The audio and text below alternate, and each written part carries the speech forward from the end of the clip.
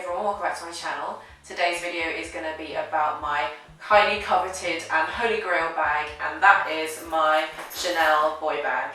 And I've been meaning to do a video about this bag for a very long time, and now that I've had it for almost 2 years, I think it's a really good time to do a 2-year review and wear and tear. So I'm going to try and be as in-depth as possible with this review. I'm going to start with bag specifications, the inside, what it can fit potentially, and the ways to wear it. I'll go into costing, and then I'll go into pros, cons, then finally wear and tear. So that's quite a lot to go through. If you are interested in getting this bag yourself, hopefully this helps you out, and I'll just get straight into it. So I've mentioned this bag in a few other videos already, but just for the sake of context, so this is the Chanel boy bag in the new medium size. It's got the champagne gold hardware and a patent leather finish in a beautiful black colour, which is just the most classic, I think, of the boy bags. So I believe this bag was released in like the early 2010s. It was a very new bag to their collection, and it's done very well in the sense that it has very quickly become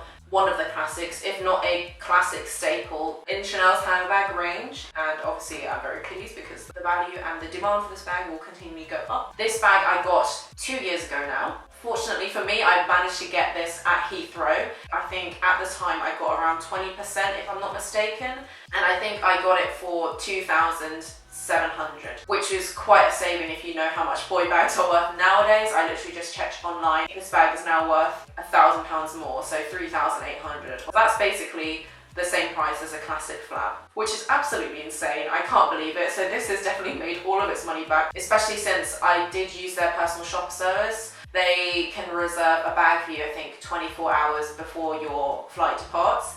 And I actually had reserved probably the most popular bag to have in the boy bag.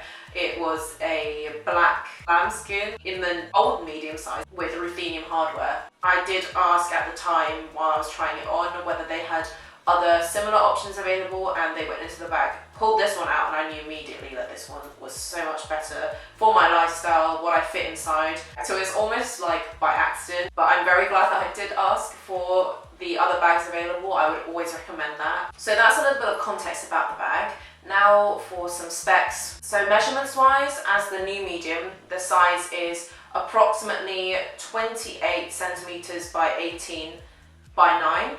And this for me is more than enough to fit all of my essentials. And if you didn't know already, there are 4 sizes of boy bag. There's small, there's medium, there's new medium, and then there's large. I'm really glad I got this one. This is the perfect size for transitioning from day to night. And I just like to bring a lot of stuff anyway, regardless. So this one was perfect for me. Now to go on to weight. To do that, I have my trusty kitchen scales, and I will just put this on right now.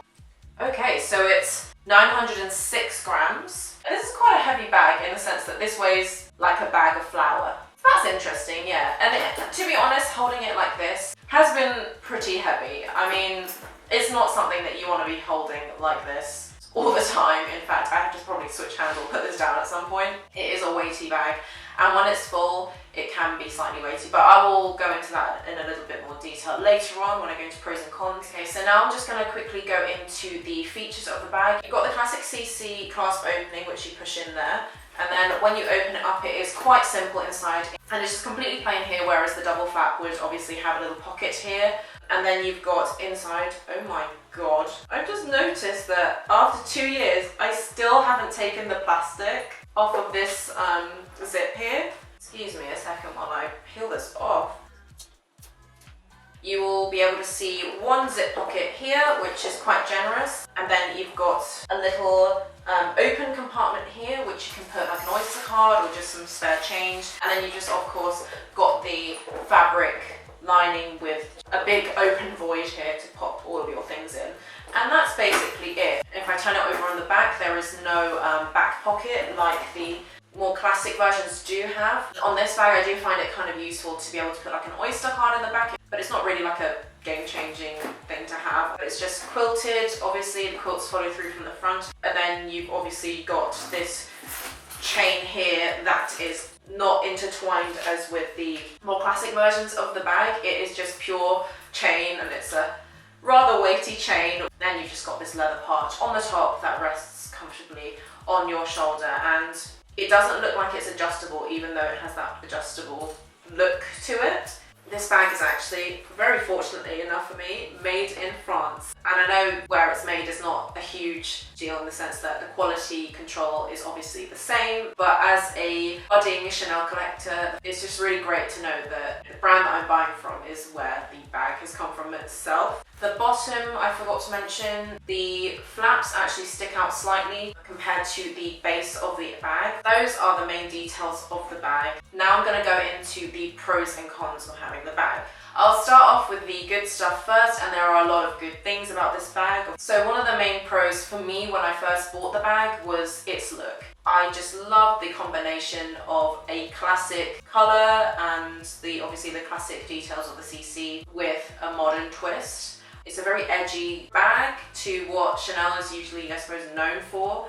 And in black, it just looks super chic. For me, it just suits any outfit that I'm wearing, any jewellery that I'm wearing. I just love the fact that it reflects gold sometimes, but in different lights it can go with silver as well. It's quite pale gold in comparison to my vintage Chanel bag here, which if you compare the hardwares, this is definitely a lot more yellow gold. I much prefer this champagne gold hardware, and I think it just looks really classy with this black boy bag. Another pro of this bag for me personally is the size. Now I feel like the most popular size of the boy bag is probably the old medium, but for me in my lifestyle, I just bring full sizes of everything. I don't like to downsize too much more than I need to, and in comparison to my other bags, which are mostly mini nowadays, this one is just the perfect bag to go on day trips with. It can fit everything in it, and I'm actually really glad that I got this instead of the old medium, because I pack a lot of full-size items. I don't really want to downsize too much more than I already have with like these sorts of mini bags. This is something that fits my lifestyle so perfectly. Obviously, it would depend on how it looks on your frame, as it may look a little bit more oversized if you're on the petite side. But for me, I'm 5'7", I find it looks fine on me. Another pro that I have is the durability of the bag. Now, I've seen from previous reviews and just posts online that people usually take issue with the boy bag, particularly in lambskin, because of the wear on the corners of the bag. But on the corners, there is basically no wear. In fact, overall, this bag is in pretty good shape. I've taken to it a lot of places that I probably shouldn't have taken it to, like I think I took it to the Grand Canyon one time, which I really probably shouldn't have done. But I've put it through the ringer and it has done really, really well. I've not had any problems with the corners. I know those are usually the first to go, though I'm not a lambskin person. I want to be able to use my bags and enjoy them without having to baby them or feel like a stab in my heart when I see a mark on it. And I know some people in the lambskin party will argue that you can use it, and I have seen people, scratch them and it's come out fine, you can just buff it, but I feel like you can see it a lot more on lambskin bags when there's wear compared to a patent leather bag or a caviar leather bag. Patent in particular is just amazing because everything is just white clean.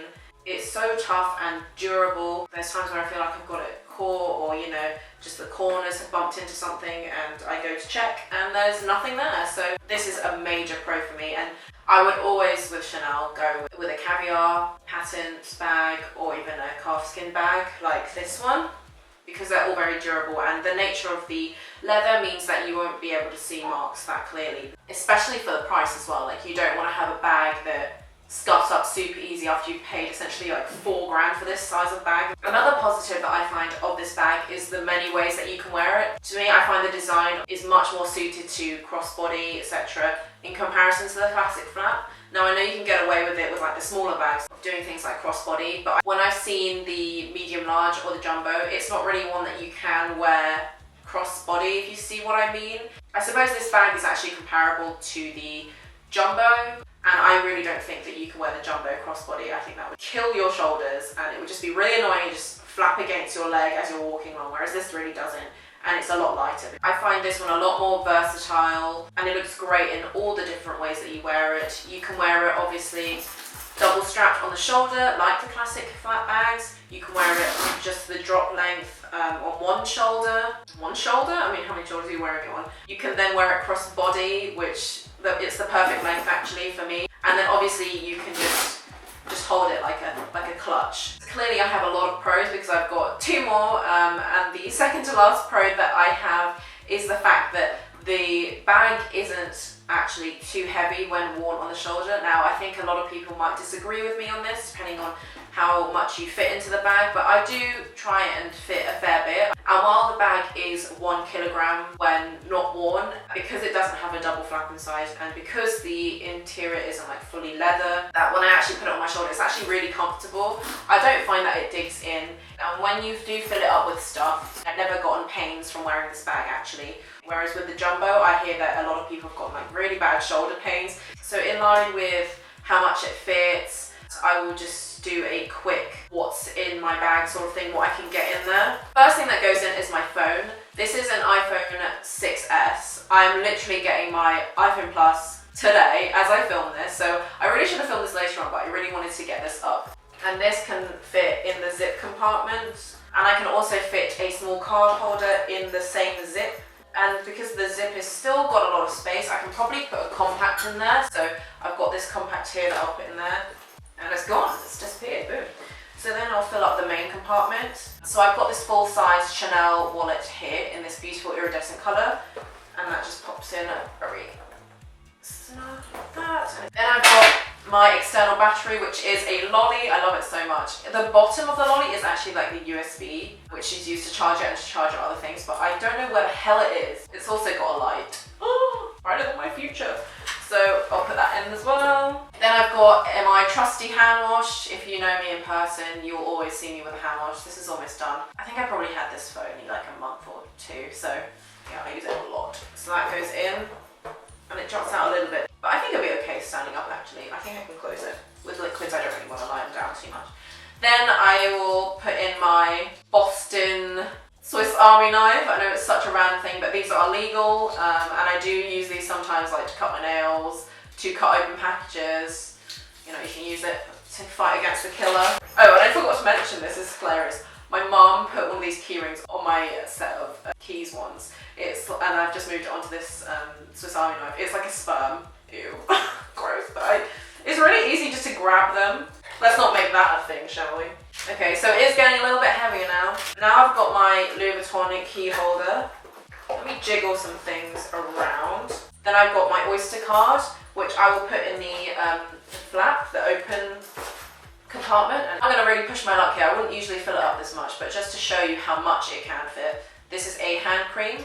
It just slots on the top. Then I've got a small mini perfume.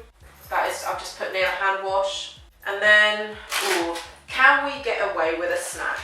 Let's try. So I've got a snack here, because I always eat, I always have a snack. So that's what it looks like. And compared to having a double flap, people often find that the double flap constricts from putting too much stuff at the top, and also it's a faff to just open it, open the other flap, you know, get everything out. It's usually a rummage. But this one, apart from the snack, which I would usually eat anyway, it's not really a rummage, everything's in their place. It just fits everything I need without having to play Tetris. Now this is full. It's a little bit round on this side, but I usually wouldn't pad it out this full. But just for fun, I'm gonna weigh it. So it was 1 kilogram almost before, and now, oh my god, it's 1,911 grams, so almost 2 kilograms, which is insane. So it's a bit double what it weighs. Let me just try it on the shoulder. It's not actually that heavy on my shoulder either. I don't find that it's weighing my arm down too much, but obviously this is the most, like the absolute maximum that I would fit inside. I think if I was really going to fit stuff in that I usually use, I wouldn't take 2 wallets, so I probably wouldn't take this. I'd just take my card holder, in which case I move things around and it's a lot lighter. Woo. So I do find this to be a massive pro, that you can fit so much inside and it doesn't weigh you down. The final positive thing that I have to mention about this bag is the fact that it really retains its shape despite only having what you could say is a single flap. I've seen on single flap bags in previous reviews that the top would tend to like get pointy because it doesn't have the double flap that maintains the shape.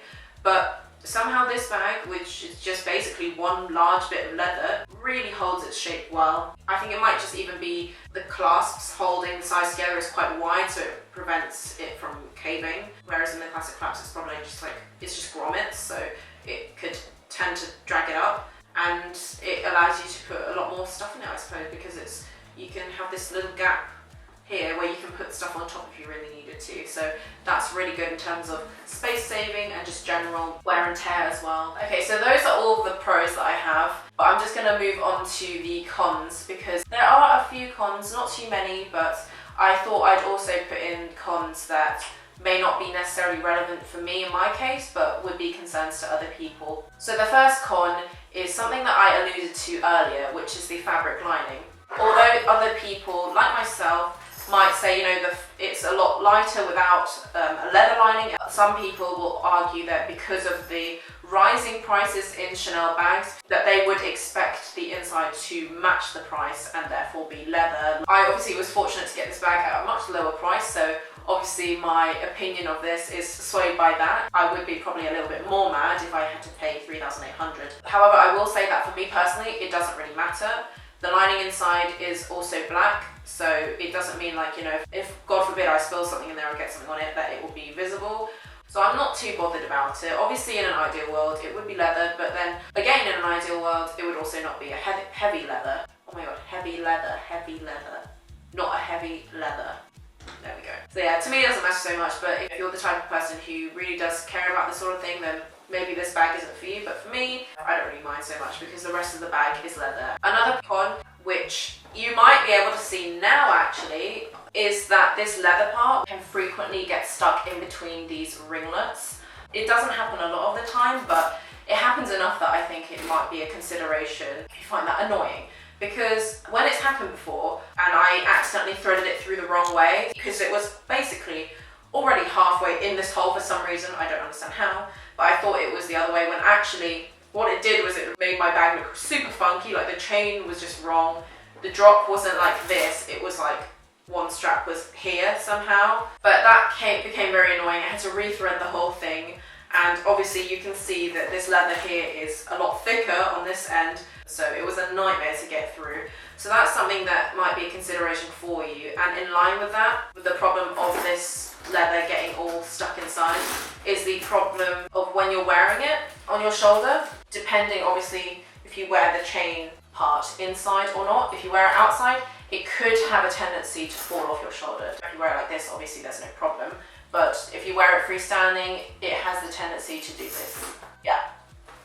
So that could be something that annoys you. It doesn't happen so much to me, and I usually wear this crossbody. Then another point that I have that could be a con is related to my earlier point of the boy bag not having like a leather interior. Is just the general con that it is quite simple. It is a lot different to the classic flap, and so it's not going to have as many of the pockets and the history and sentimental value that it has compared to the reissue or the Chanel classic flap. But I do find that it fits an awful lot. It probably fits the same, if not more, compared to its comparable size of the jumbo. And honestly, I don't care too much that it doesn't have a pocket on the back. Like, I have pockets on myself, it has pockets inside. It'll be okay. And on the inside, a lot of people complain, this is very plain and they probably could have put something there. And I agree, they probably could have. But it's already a very expensive bag, and if that was just going to make the bump up in price, I don't really care that much to just have a pocket, But I find the pockets are sufficient inside. And then the final point that people might say is a con is that it has no feet. It's a very small problem in my opinion. I would never put a bag of this value, regardless of the brand, regardless of if it had feet or not, on the ground anyway. So that to me is not really a con, it's just more like a nice to have.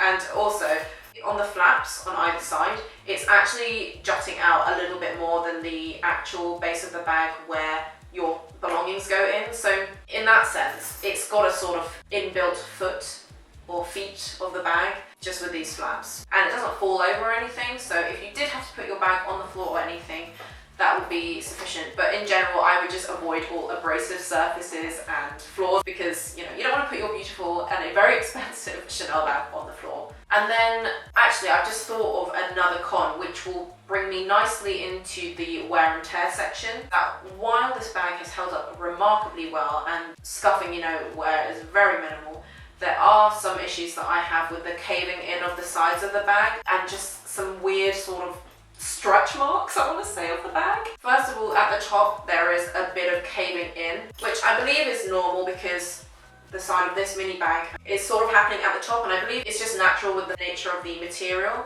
But then I've got this sort of caving in at the bottom of the bag, and I've stuffed this bag with loads of tissue paper. You know, I treat my bags quite well, and I just can't get this little dent out of the base of the bag. I think it's going to just stay there. I mean, tell me in the comments if this is normal. And then I've got these stretch marks on the sides of the bag, one side more than the other, and when I put my finger on them, it's like textured skin or like a wrinkle. And I don't know how that happened. I don't know if it's poor storage when I've stored it in the past, because I store it a lot better nowadays, or if that's just the bag when it's inflating and deflating with stuff. Thankfully it's a black bag and it's this durable patent leather, so it's not very noticeable, but I hope one day I can buff them out or something can be done about it. Let me know if you've experienced this yourself. So con-wise, that's something to consider. Wear and tear, I'll just go into it more now. Overall wear and tear, very good. I've got 2 little scuffs here on the leather, which are not major. I think if I was really cheeky and wanted to cover it up, I could probably, you know, get some sort of dye or, you know, like a shoe cleaner and just buff that in. And then you've got a little bit of that wrinkling going on the side of the leather strap. But obviously if this chain keeps going in further, then that could wear a lot quicker. It's got stuck again. And the caving in of the corners at the base of the bag. But that might be normal given that it's a corner. When you're wearing this day to day, there is nothing that will fit exactly in these 2 spaces. It's not a big deal to me, and it's done remarkably well for how often I used it. So wear and tear wise, I'm very impressed, but obviously this will differ depending on the size of the bag that you have and the material. So I'm very pleased that I got it in patent leather, and yeah, I feel very comfortable having this as my day-to-day bag. So I think I've covered everything that I wanted to talk about in this video. If you are looking to buy a bag like this, then good luck. I hope you find your dream bag. And if I've missed any points or you'd like to add further remarks to the points that I've already made, then please do leave them below. So that's it for this video. Thank you for watching, and I'll see you in my next one.